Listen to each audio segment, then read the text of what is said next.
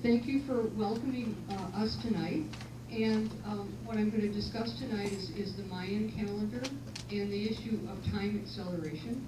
And the theory of time acceleration and the Mayan calendar was discovered by Dr. Carl Johan Kalaman, who is a Swedish biologist, and probably quite a few of you in the room are already familiar with Carl's work. So as I get into this, I want a sense of what you guys know.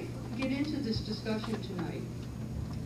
It's not going to make much sense, and to like why I'm adopting Kalaman's theory unless you understand something about my own work and how my own work relates to Kalaman, because I'm the author of 11 or 12 books, and I've worked in a number of fields: astrology and multidimensionality and past life regression under hypnosis, even art history in the early stages of my career.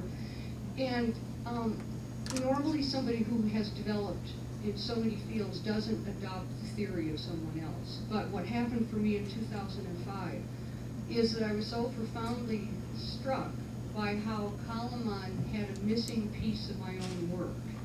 And that's where what's happened with Carl and I is that we've kind of crossed each other's paths, because as it turns out, when I finally contacted him about my feelings about what he had discovered in relationship to what I discovered myself, Carl immediately said, "Well, I've been reading you all these years also." So we're going along with like that for a long time, where I was learning, he was actually learning from me, and I didn't read him until 2004. But as you will see when I get into the material tonight, as far as I'm concerned, what Carl has discovered is of monumental importance. And so, after being a publisher for so many years in the Mayan field, and then working in my own research, I'd like to give you a sense of how that stuff all fits together before we get into time acceleration. So basically, the part of my research that's very deeply connected with Kalaman's work is the Pleiadian agenda. This came out in 1995, and Alchemy of Nine Dimensions, which came out in 2004, and also a book called Catastrophobia, which I don't have up here tonight, but I probably will allude to, because those three books are actually very deeply connected with this research relationship with Kalaman.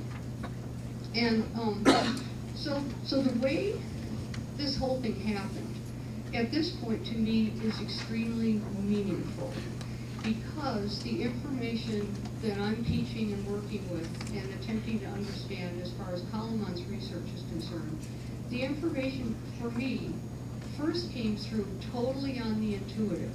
And the way that happened was in the fall, and by the way, if I go back to the fall of 1994, at that time I was a publisher, and also the author of a number of books which were basically research-oriented books. One of the things that we have up here is a trilogy called the Mind Chronicles Trilogy.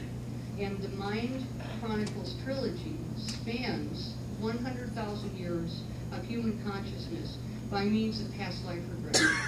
But I still did it in a very academic way by working with 3 therapists. Part of it was a master's in theology from Loyola Mundelein in Chicago, if you can believe it. And the point of doing 100 past life regressions was to attempt to look at whether the therapist is influencing the sessions as well as doing the session work. So I tended to be, I wouldn't say a left brain person, but certainly a very research-oriented person, and certainly somebody who was extremely interested all the time in identifying and clarifying whether something was accurate or not. Well, thanks, you guys. You're giving a round of applause to Parla Hand-Clow.